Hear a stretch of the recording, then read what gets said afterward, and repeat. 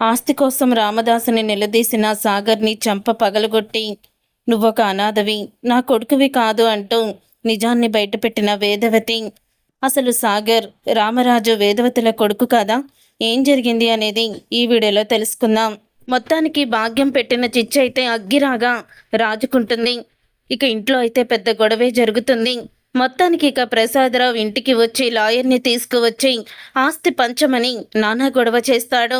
అసలు మా ఇంటికి రావడానికి మీరెవరు? మా ఇంట్లో ఉన్న గొడవలకి మీకు సంబంధం లేదు, ఇక్కడి నుంచి వెళ్ళిపోండి మర్యాదగాని నర్మద తన కన్న తండ్రిని వెళ్ళిపోమని చెబుతుంది. దాంతో ఇక ప్రసాదరావు అయితే షాక్ అవుతాడు. ఎక్కడికి వెళ్ళేది నర్మద? వెళ్లాల్సింది మనము, నాకు రావాల్సిన ఆస్తిని నాకు పంచమని చెప్పు అని అంటూ ఉంటాడు. సాగర్ అయితే ఇది నా కష్టార్జితం, నేను మాత్రం అస్సలు కూడా ఒక్క రూపాయి కూడా పంచను, ఏం చేసుకుంటారో చేసుకోండి అని అంటూ ఉంటాడు. రామరాజు, ఏంటిది నీ కష్టార్జితమా?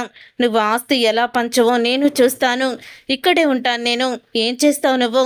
నువ్వేమీ చేయలేవు, లాయర్ని కూడా తీసుకొచ్చాను అని ప్రసాదరావు అంటాడు. నువ్వేం చేసుకుంటావో చేసుకో, ఒక్క రూపాయి కూడా నేను ఆస్తిని ఇవ్వను అని రామరాజు చెప్పడంతో, నువ్వు ఆస్తి ఇవ్వకపోతే కోర్టుకి వెళ్తాను, కోర్టులోనే తేల్చుకుంటాను అని అంటూ ఉంటాడు.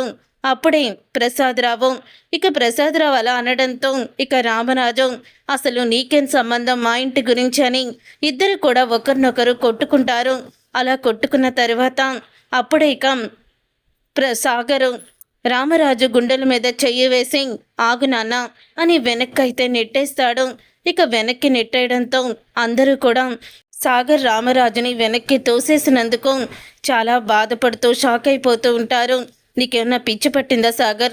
కన్న తండ్రిని అలా తోసేశావు, నీకేమన్నా మతిపోయిందా అని అడుగుతూ ఉంటుంది నర్మద. ఇక ధీరజ్ చందు ఇద్దరు కూడా ఇక గొడవ పడుతూ ఉంటే వల్లికి మాత్రం కంగారు వస్తుంది. ఈ గొడవంతటికి కారణం మా అమ్మే. ఈ నిజం కానీ బయటికి వస్తే ఈసారి నన్ను అస్సలు కూడా క్షమించడు అని కంగారు పడిపోతుంది వల్లి. ఇక భాగ్యం అయితే చాలా ఆనందపడిపోతూ ఉంటుంది. ఆ రోజు మమ్మల్ని ఎన్నెన్ని మాటలు అన్నావు, చంపదెబ్బ కూడా కొట్టావు, ఈసారి నీకు తగిన శాస్తి జరిగింది నర్మద, నువ్వు ఇంట్లో నుంచి బయటికి వెళ్ళిపోవడానికి సిద్ధంగా ఉండు అని అనుకుంటూ ఉంటుంది భాగ్యమైతే.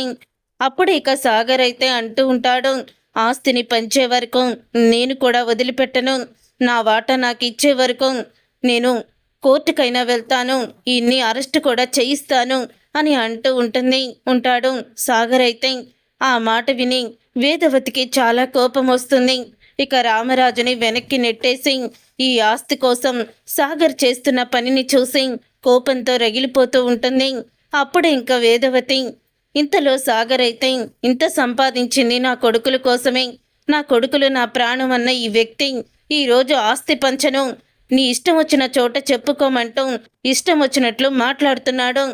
కన్న కొడుకుకి ఆస్తి ఎలా ఇవ్వడం నేను చూస్తాను, కేసు పెట్టి అరెస్ట్ చేయించి బలవంతంగా అయినా సరే నాకు దక్కాల్సిన వాటాని నేను దక్కించుకుంటాను అని సాగర్ అయితే మాట్లాడుతూ ఉంటాడు. అప్పుడే వేదవతి, నీకేం హక్కుందిరా ఈ ఆస్తి పైన?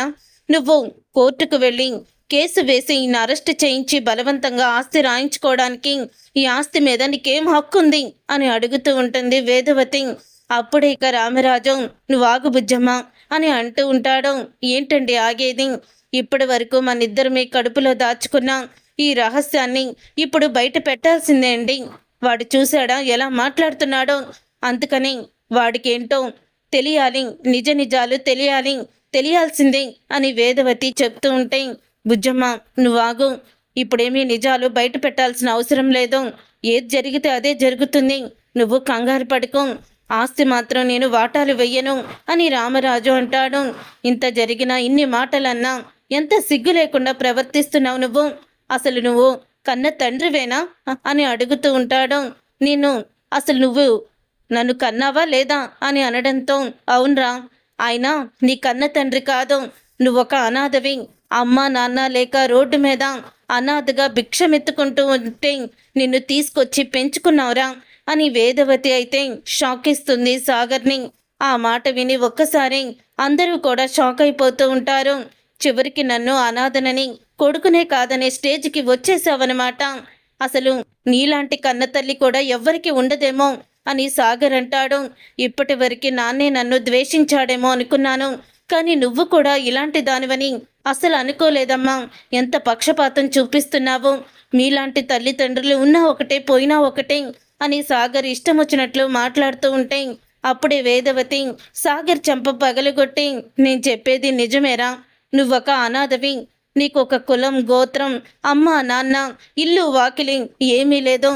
ఎవరికి పుట్టావో కూడా తెలీదు. అనాథగా ఉన్న నిన్ను పాల కోసం ఏడుస్తూ ఉంటే తీసుకొచ్చి మీ నాన్నే నిన్ను కొడుకుని చేసుకొని ఇంత వాణ్ణి చేశారా. నువ్వు మా కడుపున పుట్టలేదు. అసలు మేము నీ కన్న తల్లిదండ్రులమే కాదు. మీ తల్లిదండ్రులు ఎవరు, అసలు నీ వంశమేంటో నీ జాతేంటో కూడా ఎవ్వరికీ తెలీదు అని నిజాన్ని బయట పెడుతుంది వేదవతి. అది విని ఒకేసారి నర్మదా, సాగర్, ప్రసాదరావు అందరూ కూడా షాక్ అయిపోతూ ఉంటారు. అప్పుడే ఇక ప్రసాదరావు అయితే, ఏంటి నువ్వు చెప్పేది అని వేదవతిని అడుగుతూ ఉంటే, అవును నేను చెప్పేది నిజం. నీ అల్లుడికి ఆస్తి లేదు, అంతస్తు లేదు, అమ్మా నాన్న ఎవరో కూడా తెలీదు. వీడు మా కన్న కొడుకే కాదు అని నిజాన్ని బయట పెడుతుంది. ఒకరోజు నేను మా పెద్దాన్ని తీసుకొని మేమందరం కూడా తీర్థయాత్రలకి వెళ్ళాము. అప్పుడే ఒక యాక్సిడెంట్ అయ్యి వీడు రోడ్డు మీద అనాథగా ఏడుస్తున్నాడు. అప్పుడే ఈయన జాలిపడి వెళ్ళి పెంచుకుందామని చెప్పి ఆ రోజు నేను ఒప్పుకోకపోయినా నన్ను బలవంతంగా ఒప్పించి వీడిని ఇంటికి తీసుకొచ్చారు. చిన్నప్పటి నుంచి ఎవ్వరికి కూడా తెలియకుండా వీడు మా బిడ్డగానే మా ఇంట్లోనే పెరిగాడు అని అంటూ ఉంటుంది వేదవతి. ఆ రోజు వీడిని రోడ్డు మీద వదిలేస్తే సరిపోయేది. పెంచి పెద్ద చేసి చదివించినందుకు వీడు మాకు మంచి బహుమతి ఇచ్చాడు. రేయ్, నువ్వొక అనాథవిరా. నీకు ఇంట్లో ఉండే హక్కు కల్పించింది ఈ పెద్ద మనిషి. ఈరోజు నువ్వు ఆస్తి కోసం కోర్టుకెక్కినా ఎక్కడికి వెళ్ళినా ఆస్తిలో నీకు ఒక్క రూపాయి కూడా ఉండదు. ఎందుకంటే నువ్వు మా కడుపున పుట్టలేదు కదా. ఇన్ని రోజులు నిన్ను పెంచిన దానికి నువ్వే మాకు తిరిగి ఇవ్వాల్సి వస్తుంది. నేను కానీ కేసు వేశానంటే నువ్వే మాకు 2 కోట్లు 3 కోట్లు తిరిగి ఇవ్వాల్సిన పరిస్థితి వస్తుంది, గుర్తుపెట్టుకో అని అంటూ వేదవతి అయితే షాక్ ఇస్తుంది. అప్పుడే ఇక నర్మద అయితే వేదవతిని, అత్తయ్య మీరు చెప్పేది నిజమేనా అని అడుగుతూ ఉంటే, అవును నేను చెప్పేది నిజం అని అంటూ ఉంటుంది వేదవతి. నీ భర్త ఒక అనాథ. ఇన్ని రోజులు కూడా వీడిలో మార్పు వస్తుందిలేమని ఎదురు చూశాను. కానీ ఈరోజు నా భర్త గుండెల మీద చెయ్యి వేసి వాళ్ళ మామగారి కోసం ఆయన్ని వెనక్కి నెట్టేశాడు. ప్రేమగా గుండెల మీద పెంచిన తండ్రిని కాదనుకున్న వెధవ వీడు. ఇలాంటి వాణ్ణి ఇక నేను కొడుకుగా అనుకోలేను, కొడుకుగా అని చెప్పుకోలేను. పోరా నువ్వు బయటికి పో. నువ్వు ఇంట్లో నుంచి వెళ్ళిపోతేనే సంతోషంగా ఉంటుంది. పోరా, ఎల్లు. కోర్టుకి వెళ్తావో ఎక్కడికి వెళ్తావో వెళ్ళు. ఏవయ్యా ప్రసాదరావు, మానవత్వం మర్చిపోయి నీ ఇష్టం వచ్చినట్లు ప్రవర్తించావు కదా. తీసుకువెళ్ళు నీ అల్లుణ్ణి తీసుకువెళ్ళి కేసు పెడతావో లేకపోతే కోర్టుకు వెళ్తావో వెళ్ళు. అక్కడ DNA టెస్టులు కూడా చేయించు. వాడు మా కన్న కొడుకు కాదనే వస్తుంది. మా కన్న కొడుకు కాకపోతే ఆస్తి మేము ఎలా ఇస్తాం? ఇన్ని రోజులు పెంచిన దానికి వాడే తిరిగి ఇచ్చే పరిస్థితికి వస్తుంది. తీసుకువెళ్ళయ్యా. ఎంతసేపు కూర్చుంటావు? ఇక్కడే కూర్చోలేకపోతే అని అంటూ ఉంటుంది వేదవతి. ఇక ఆ మాటలు విని ఒక్కసారి సాగర్ అయితే షాక్ అయిపోతూ ఉంటాడు. ఇక సాగర్ అయితే షాక్ అయిపోతూ, మావయ్య ఇన్ని రోజులు నేను ఇది ఎంత నా ఇల్లు, వీళ్ళు నా వాళ్ళు అనుకున్నాను. కానీ నేను ఒక అనాథనని ఈరోజే నాకు తెలిసింది. ఇక నేను అనాథగా ఉన్నానని, వీళ్ళందరూ నా మీద జాలి చూపించి నన్ను పెంచారని ఇప్పుడే నాకు అర్థమయ్యింది. అందుకని ఇక ఈ ఆస్తి వద్దు, ఏమీ అవసరం లేదు మావయ్య. మీరిచ్చిన 5 లక్షలు వీళ్ళ మొఖాన విసిరి కొట్టాను. ఇక వీళ్ళకి నాకు ఎటువంటి సంబంధం లేదు. వీళ్ళెవరో నేనెవరినో ఇక నుంచి నేను మాత్రం వీళ్ళ ముఖం కూడా చూడదలుచుకోలేదు. పదండి మావయ్య, మీ ఇంటికే వెళ్ళిపోదాం రా నర్మదా అని అంటూ ఉంటాడు సాగర్ అయితే. అప్పుడే ఇక సాగర్ మాటలకి ప్రసాదరావు ఏమి మాట్లాడకుండా మౌనంగా ఉంటాడు. పదండి మావయ్య, ఇంకా మీరు వీళ్ళ చేత మాటలు పడుతూ అవమానించబడుతూ ఎందుకు ఇక్కడ ఉండడం, పదండి వెళ్ళిపోదాం అని సాగర్ అనడంతో అప్పుడే ఇక అంటూ ఉంటాడు ప్రసాదరావు అయితే, నువ్వు ప్రేమించి పెళ్లి చేసుకున్నప్పుడు నేనైతే చాలా బాధపడ్డాను నర్మదా. నువ్వు పెళ్లి పీటల మీద నుంచి లేచిపోయి ఈ సాగర్ని పెళ్లి చేసుకున్నప్పుడు ఎక్కడ నా పరువు పోతుందో అని నా ఊపిరి ఆగిపోయినంత పని అయ్యింది.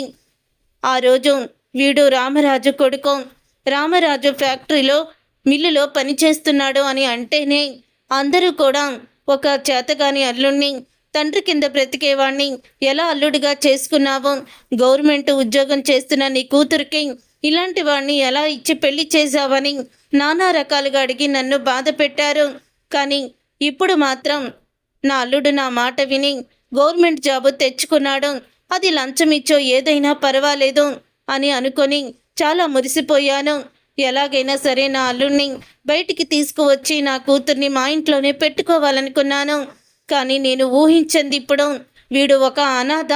అంటే నువ్వు ఒక అనాథని చేసుకొని మొత్తానికి మా పరువుని గంగలో కలిపేశావు అని ప్రసాదరావు అయితే సాగర్కి రివర్స్ అయిపోతాడు.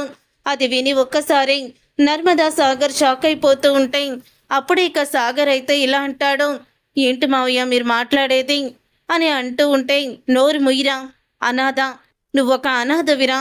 నీలాంటి వాణ్ణి మంచితనంతో వాళ్ళు పెంచి పెద్ద చేసి పెళ్ళిళ్ళు చేస్తారేమో, నేను మాత్రం మా ఇంటి గడప కూడా తొక్కనివ్వను.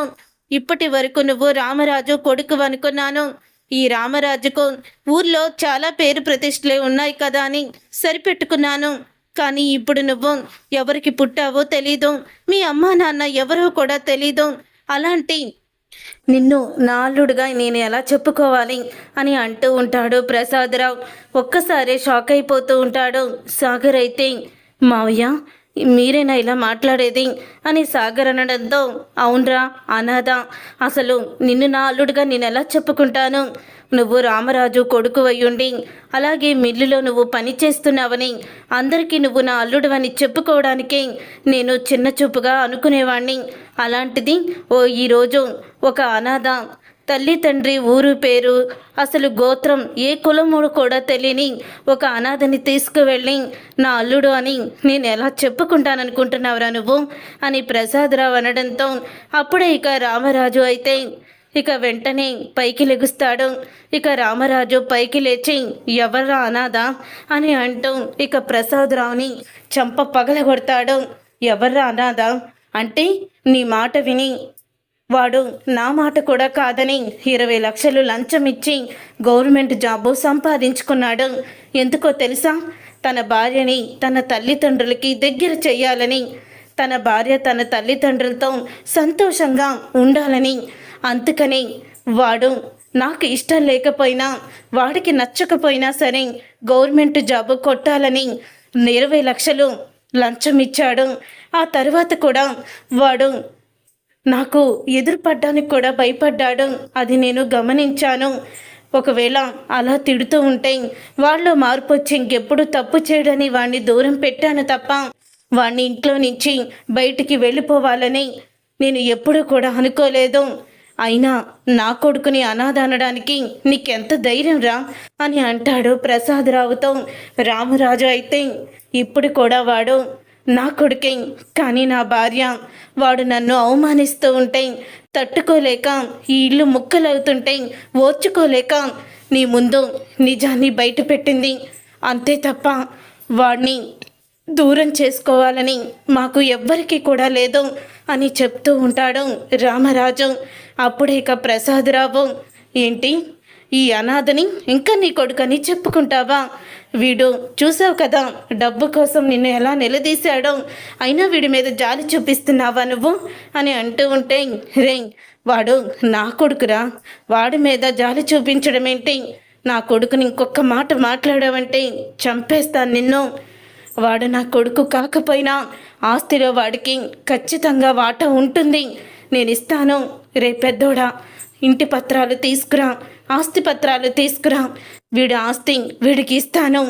వీడిని అనాథని ఎవ్వరూ కూడా చిన్న చూపు చూడకూడదు అని అంటూ ఉంటాడు రామరాజు. అప్పుడే ప్రసాదరావు అయితే, నువ్వు ఆస్తి పంచినా ఏది ఇచ్చినా సరే నేను వీడిని మాత్రం ఈ జన్మలో అల్లుడుగా ఒప్పుకోను. ఈ అనాథని అల్లుడుగా అనుకొని నేను అందరి ముందు తలదించుకొని బ్రతకలేను అని చెప్తూ ఉంటాడు ప్రసాదరావు. అప్పుడే నర్మద అయితే సాగర్ దగ్గరికి వచ్చి ఇలా అంటూ ఉంటుంది, చూసావా సాగర్, మా నాన్నకి మీ నాన్నకి ఎంత తేడా ఉందో ఇప్పటికైనా నీకు అర్థమైందా? ప్రతిసారి నువ్వు మా నాన్న చెప్పిన చెప్పుడు మాటలు విని దేవుళ్ళంటే మావయ్య గారిని నోటికొచ్చినట్లు మాట్లాడావు. ఆయన్ని మోసం చేశావు. ఆయన నువ్వు లంచం ఇచ్చి ప్రభుత్వ ఉద్యోగం సాధించావని ఆయన నీ మీద కోపంగా లేరు. అసలు ఆయన పెంపకము ఇంత దారుణంగా ఉందా అని ఆయన పెంపకం మీద ఆయనకే కోపం వచ్చి నిన్ను తిట్టడం మొదలుపెట్టారు. ఇంకెప్పుడు ఇలాంటి తప్పు చేయవని, ఈరోజు నువ్వు ఒక అనాథవని, ఇప్పటి వరకు కూడా నీ ఆస్తి కోసం వాటాలు వేయమన్నా మీ మావయ్య గారు కేవలం నువ్వు ఒక అనాథవని, ఆస్తి అవసరం లేదు, ఇతను అవసరం లేదు అంటూ ఎలాగ నిన్ను చీకొట్టాడో చూసావు కదా అని అంటూ ఉంటుంది నర్మద. మా నాన్న కుటుంబాన్ని విడదీసి ఆనందపడేవాడు, స్వార్థపరుడు. అలాంటి స్వార్థపరుడు మాటలు విని దేవుళ్ళంటి మావయ్య గారిని నిలదీసి బాధ పెట్టావు. ఇప్పుడు కర్మ అనుభవించుకుంటున్నావు అని నర్మద అయితే అంటూ ఉంటుంది. అప్పుడే ఆ మాట విని నర్మద, ఈ అనాథని పెళ్లి చేసుకొని నువ్వే సుఖపడతావమ్మా, వచ్చేసాయి. ఈ అనాథతో నీ జీవితం వద్దు.